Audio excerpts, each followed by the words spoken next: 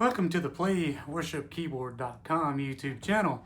Subscribe for more tutorials, but today I'd like to show you something very, very cool. I think it's very cool anyway.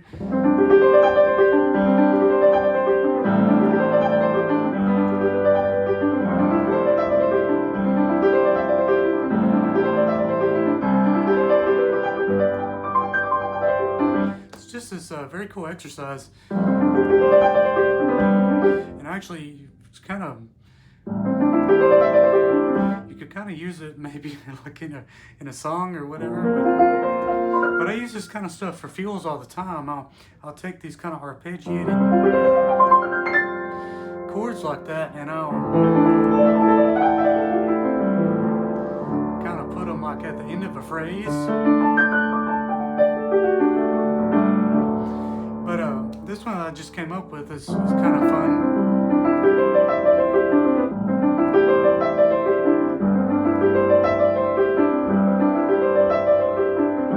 It's actually easier to do faster than it is to do slow.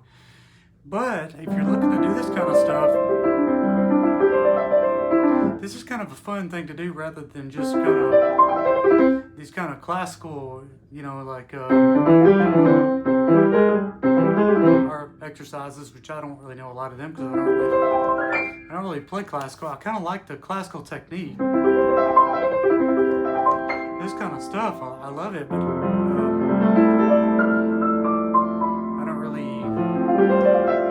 really know the technique. But anyway, so this kind of stuff right here,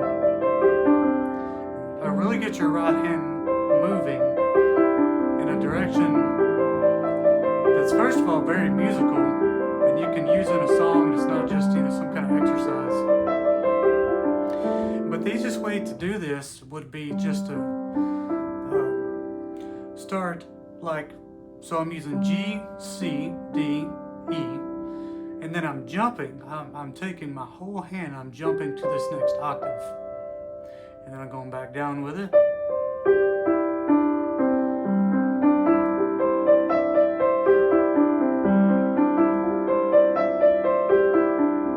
Again, very fun thing to do. If you do that over a C in the bass,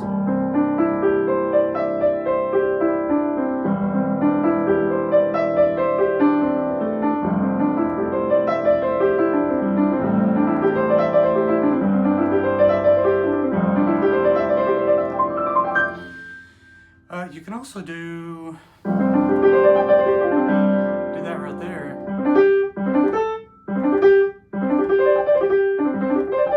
So the most difficult thing about doing this is being able to jump from octave to octave. And the way I'm doing that is most people, when they play piano, especially we'll start with the C scale, for example. Most people, when they get to a point where they have to jump, like they have to move their thumb, there's a big movement involved, they tend to rotate their wrist. I'm kind of exaggerating it, but they'll tend to catch that note with the back of the thumb. Now, that's not really the best way to do it. The best way to do it would be if you're in a position where you have to make a quick move like that, or there's a little bit of a very, very small turning of the wrist, but it's really a movement of the elbow and the thumb, because what's happening is here, if I do, well, I'll just go back to that. What I'm doing is, when I get ready to move, the three fingers, the first, second, and third finger pretty much stay where they need to be, so that when I jump, they're ready to go.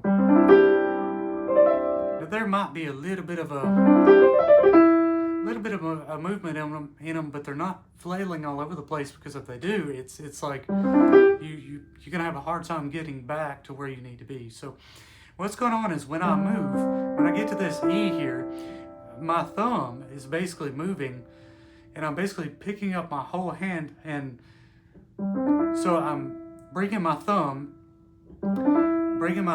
in, and because our thumb can move independently, I'm bringing my thumb in, and it's going under my pointer finger, and of course the rest of the fingers. It's going under my fingers, and it's getting ready to move.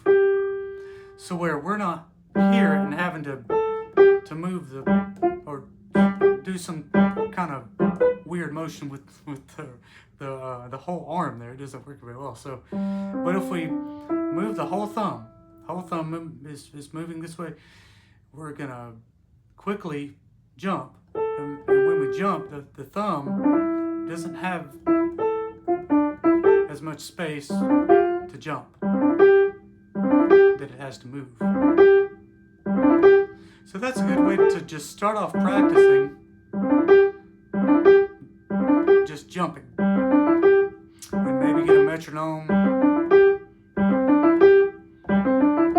and you can actually choose any notes you want to jump to. So when we have that, well, how about going back down? Because we have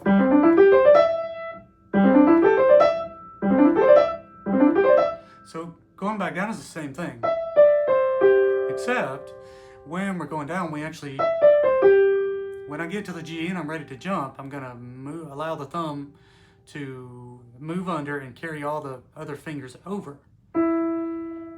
So, so again, and when I move over like that, what happens is the third finger ends up pretty much over the G where it needs to be, and then again everything. Yeah, that third finger ends up being over the G.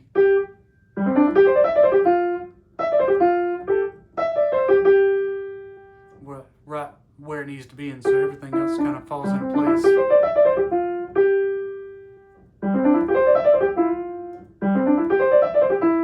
Oh, I'm sorry, I messed up. Yep. So, well, again, going back down, I am completely skipping that G. But again, the whole thing still applies. When I go back down, it's just, thumb ends up, third finger ends up over the G, so it doesn't have as much room to jump back to the D. I'm sorry for the confusion on that. So we just do that slow. This is actually easier to do fast, believe it or not.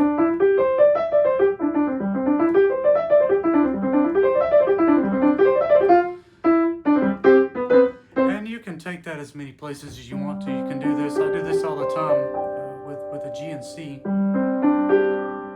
So that right there would be just G, C, D, G, and then it basically has a repeated note. Jump up with the thumb there, get the next section, and then of course you can take that on up and do all sorts of things with that. But again, if you just take the bass and have fun with it, so like an F over what we just originally did.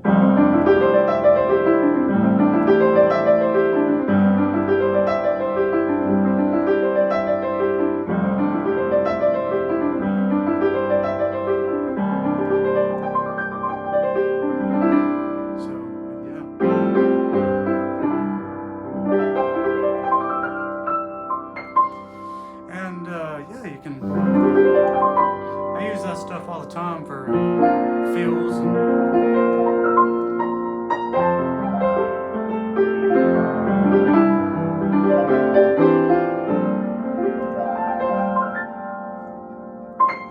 So yeah. Anyway, let me know what you think and subscribe to the channel for more fun lessons.